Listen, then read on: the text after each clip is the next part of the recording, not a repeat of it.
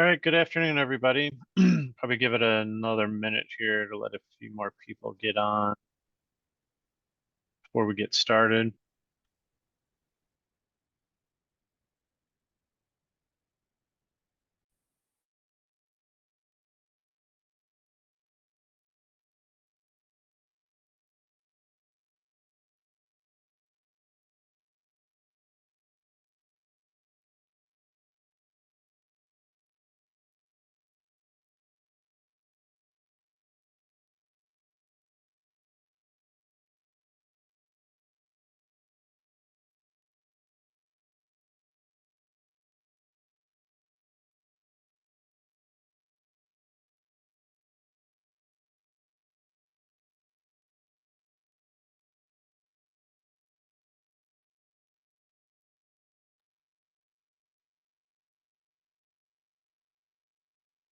Okay, welcome to our webinar, Student Loan Benefits Program and Everything You Need to Know. My name is Rick Ripp. I'm the Vice President of Silver Lion and Thrive.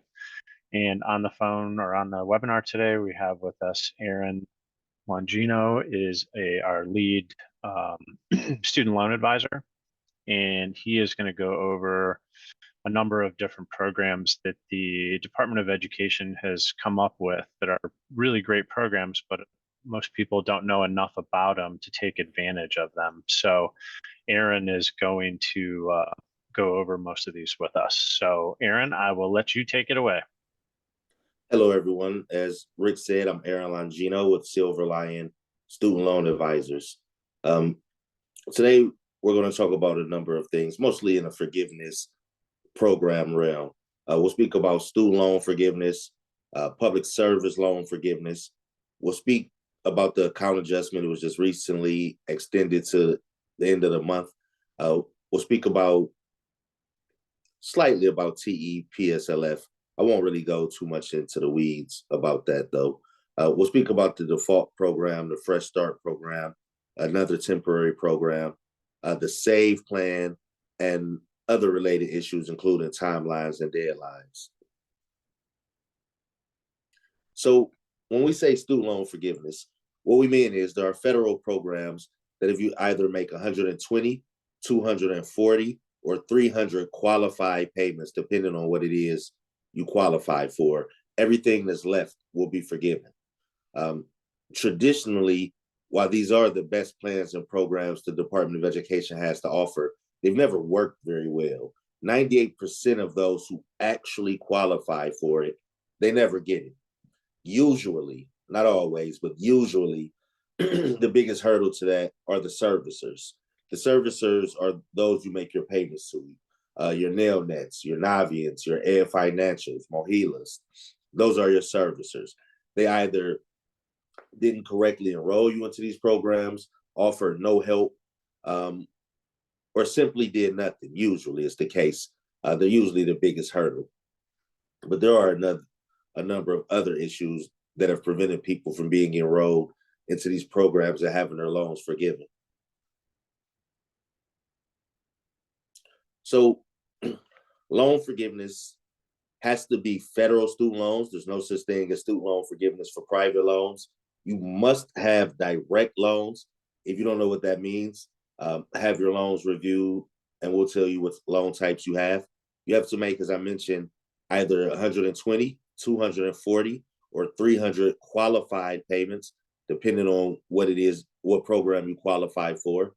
Repay those loans under a qualified plan, which is part of what makes your payments qualified.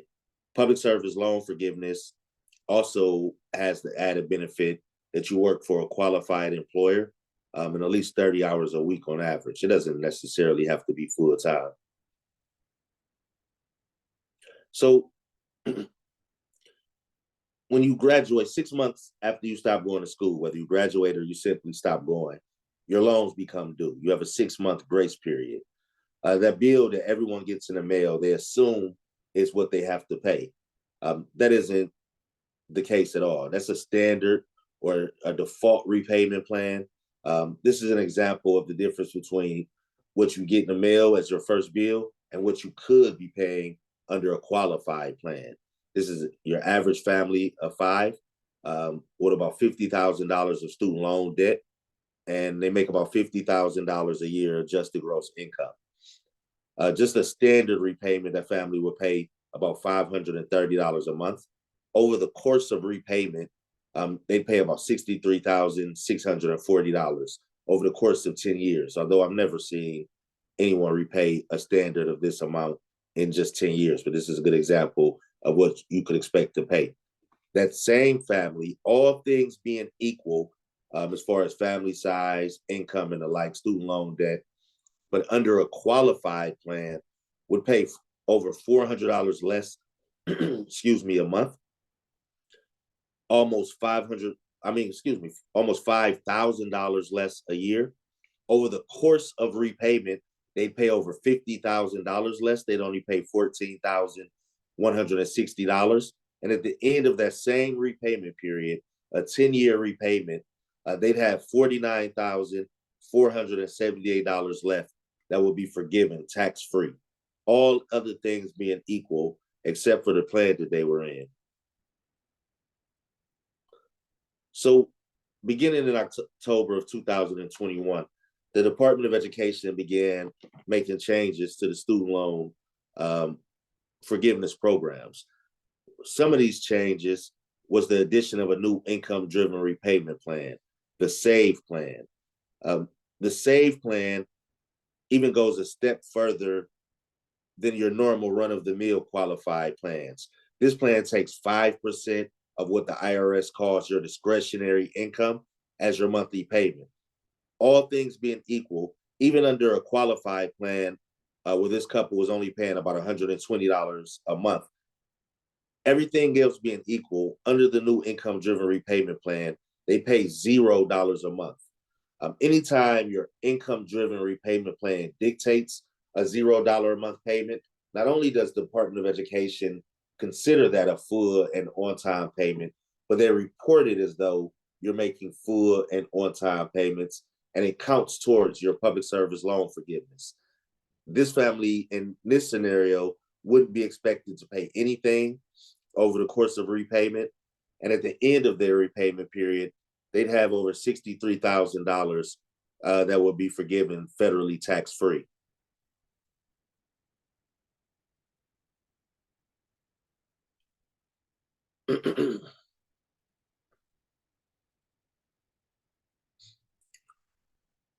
So another thing that the Department of Education introduced to help borrowers was the account adjustment. This is by far the best thing the Department of Education has ever done. It even went a step further than what the public service loan forgiveness waiver did, and it expanded it so it would so that all federal borrowers would be able to take advantage. What the one-time account adjustment does is it'll look all the way back to July of 1994. It'll take any non-qualified payments that people made. Normally with any forgiveness program, you have to begin that program from day one, when both you as the borrower and your loans qualify for it and you're enrolled into it. So anytime that you are not in an eligible program, the only payments you're able to make are non-qualified payments. The account adjustment would convert non-qualified payments into qualified payments, the same as the waiver did, but it goes a step further. It'll also convert periods of repayment. A period of repayment is anytime your loans were not in an in-school status, an in-school deferment or in-school, or if they were not in default, which means any forbearances you've taken, and I've rarely seen anyone that's never used a forbearance, economic hardship deferments, non-qualified payments, late payments, partial payments, or periods where you simply made no payment at all. It'll convert all this time into qualified time and into qualified payments and apply it to either your public service loan forgiveness, which it'll look all the way back for public service loan forgiveness to October of 2007. And for student loan forgiveness, it'll go all the way back to July of 1994. It was set to expire April 30th, but it was just extended until June 30th. Anyone that did not take advantage of the account adjustment by April 30th cannot miss this June 30th deadline, or you'll lose all those potential years of qualified time you can have. Whether your loans are in good standing or in default, you need to take advantage of it. So when we say default, what is it that we mean? Default is when you haven't made your monthly payment in 270 consecutive days. Your loans are no longer in good standing. You've lost your federal privileges. They're no longer serviced by the federal government or the Department of Education. They're with a collection company. This collection company will charge you 24% interest, 18% compounded daily. I've literally seen people's loans double and even triple just from the time spent in default. This is non-qualified time, and it does not count towards anything. The collection companies will only tell you one way to get out of default, a rehabilitation program where you negotiate a fair and reasonable monthly payment that you make for 9 consecutive months before your loans return to good standing. However, they are collection companies. They're able to resell that debt up until after the 5th month of your rehabilitation program, which means you'll make this agreement in good faith. You'll make your payments. And what usually happens when you go to make your 5th or 6th payment is no longer with that collection company. It's been sold. So not only do you have to find where it is, you have to come up with a new agreement from day one with the new collection company. And this isn't even the worst case scenario. The worst case scenario is what happens next. The final stage of default is garnishment. There's an actual judgment against you where they'll take 15% of every taxable income that you receive. Whether it's employment income, some investment income, unemployment, Social Security, or any other income you receive. If it's taxable, they'll take 15% of it for the foreseeable future. Now, we are able to help with default and garnishment. A lawyer typically would charge between $3,000 and $5,000 to get your loans out of a garnishment. There's a judgment passed against you by a judge. It must be released by that judge. We are able to help, but it's a lot easier if we catch it before then. We're not nearly as expensive as a lawyer would be, but it's still a tedious process, to say the least. So public service loan forgiveness dictates that you make 120 qualified payments. A qualified payment is a full on-time payment while in an income-driven repayment plan, while in a qualified position. Public service loan forgiveness, you have to be enrolled into the program once both you as the borrower and your loans qualify for it. Not everyone is in a qualified plan. There are some people, however, that may qualify for a temporary extended public service loan forgiveness, which is a very specific program. Once you've been denied, I won't get too much into the weeds about it, but it's definitely something that needs to be looked at when enrolling in the public service loan forgiveness. So beginning May 1st, the Department of Education has begun taking public service loan forgiveness away from MOHELA.